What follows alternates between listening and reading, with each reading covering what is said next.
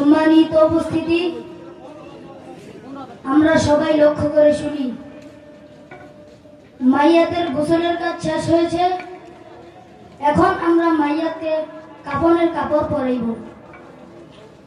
পুরুষের মাইয়াতের কাফন তিনটি। নাম্বার 1 চাদর, নাম্বার 2 ইজার, নাম্বার 3 কুর্তা। মেয়েদের জন্য উপরোক্ত 3খানা ছাড়াও আরো 2খানা অতিরিক্ত কাপড় লাগিবে, ছেড়বন ও ছিনাবন। আমরা এখন পুরুষের কাপড় পরাইব। একটি ফিতা হাতে নিলাম, ফিতা মাঝখানে বিছাইলাম। চাদর হাতে নিলাম, চাদরখানা বিছাইলাম। ইজার হাতে নিলাম, ইজারখানা বিছাইলাম। কুর্তা হাতে নিলাম, কুর্তার নিচের অংশ বিছাইলাম। উপর অংশ মাথার দিকে গুছাইয়া রাখিলাম। মাইয়াতকে কুর্তা পরাইলাম।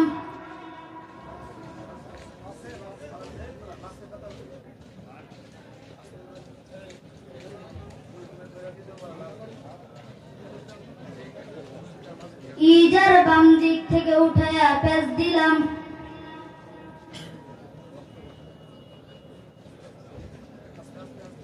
ইজার ডান দিক থেকে উঠাইয়া পেঁচ দিলাম। চাদর বাম দিক থেকে উঠাইয়া পেঁচ দিলাম। চাদর ডান দিক থেকে উঠাইয়া পেঁচ দিলাম। দুনো মাথায় বান্ধিলাম, মাঝখানে বান্ধিলাম।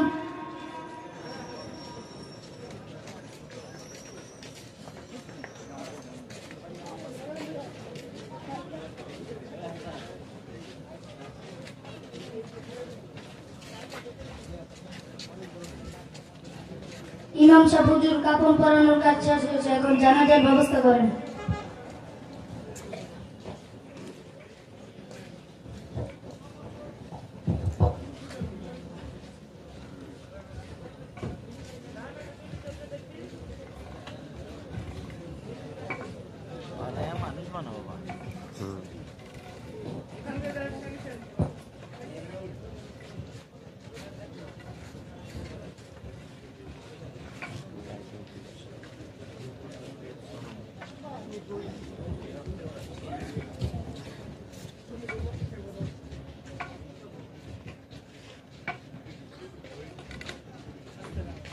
আসসালামু আলাইকুম ওয়া রাহমাতুল্লাহ।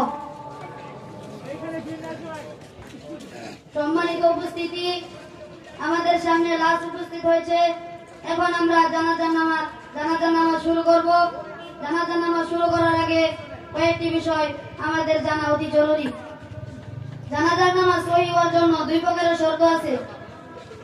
এক প্রকার মাইয়িতের, এক প্রকার মুসল্লিদের জন্য, যাহা অন্যান্য নামাজের মতোই, যেমন শরীর পাক, কাপড় পাক, জানাজার জায়গা পাক, সতর ডাকা, কেবলামুখী হওয়া ইত্যাদি। দ্বিতীয় প্রকার মাইয়িতের সঙ্গে সম্পৃক্ত, ইহা 6টি। নাম্বার 1 মাইয়িত মুসলমান হওয়া, অমুসলিম হইলে জানাজা সহিহ হইবে না। নাম্বার 2 মাইয়িতের শরীর ও কাপড় পাক হওয়া, অর্থাৎ গোসলকৃত হওয়া। নাপাক অবস্থায় থাকিলে জানাজা সহিহ হইবে না। নাম্বার 3 মাইয়িতের সতর ঢাকা হওয়া, অর্থাৎ কাপড় পরিহিত হওয়া। নাম্বার 4 মাইয়িত খাটলিতে বা মাটিতে থাকা, মানুষের কাঁধে বা গাড়িতে থাকিলে জানাজা সহিহ হইবে না। নাম্বার 5 মাইয়িত মুসল্লিদের সামনে থাকা, পিছনে থাকিলে জানাজা সহিহ হইবে না। নাম্বার 6 মাইয়িত উপস্থিত থাকা, অনুপস্থিত থাকিলে জানাজা সহিহ হইবে না। আমরা কি এই বিষয়গুলো ভালো করে বুঝতে পেরেছি? আরো কিছু বিষয় আছে, ওই বিষয়গুলো আমাদের জানা অতি জরুরি। ইমাম সাহেব হুজুর, আমরা কি বাকি বিষয়গুলো জানতে পারি? জানাজা ফরজ 3টি। নাম্বার 1 নিয়ত করা, নাম্বার 2 তাকবীর বলা, নাম্বার 3 দাঁড়ায় জানাজা পড়া। জানাজা নামাজে 3টি কাজ করা সুন্নাত। প্রথম তাকবীরের পর সানা পড়া, দ্বিতীয় তাকবীরের পর দুরূদ শরীফ পড়া, দ্বিতীয় তাকবীরের পর মাইয়িতের জন্য দোয়া করা। আরেকটি বিষয় আমরা খুব মনোযোগ সহকারে লক্ষ্য করি, ঈদের নামাজে তাকবীর বলার সময় হাত উঠাইতে হয়। জানাজার নামাজ তাকবীর বলার সময় হাত উঠানো যাবে না।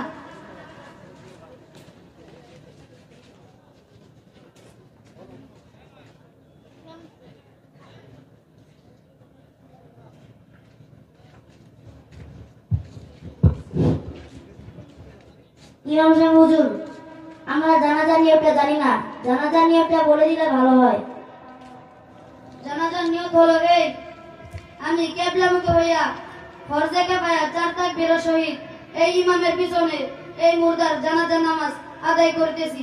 আল্লাহু আকবার। ইমাম সাহেব হুজুর, আরবি নিয়মটা বলে দিলে ভালো হয়। নিজের ভাষায় নিয়ত করা উত্তম। এখন আমরা কাতার সোজা করি, জানাজার নামাজ আরম্ভ।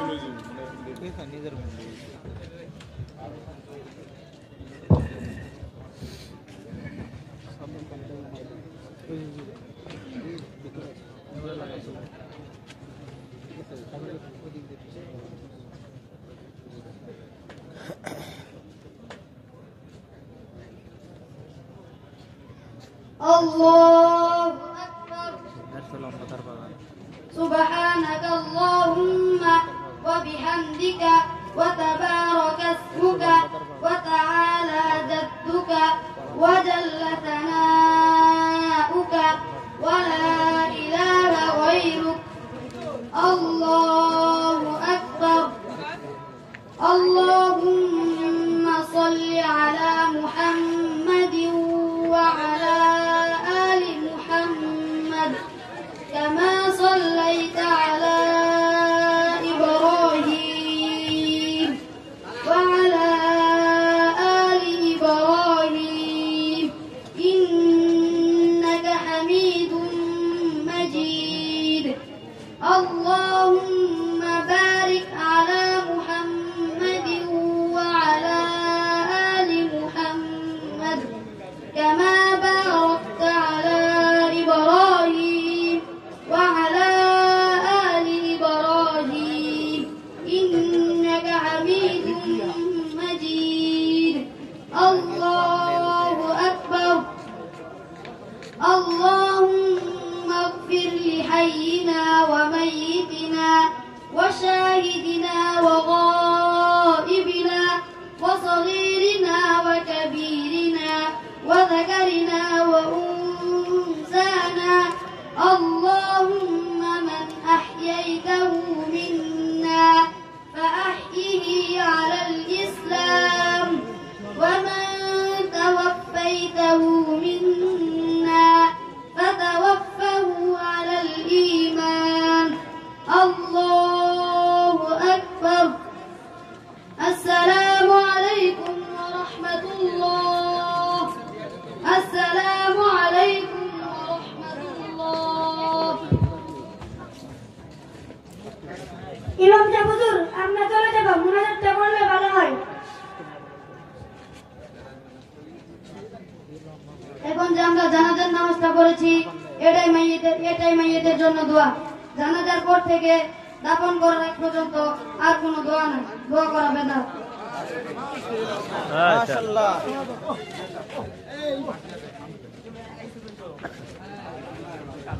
সম্মানিত সুধী,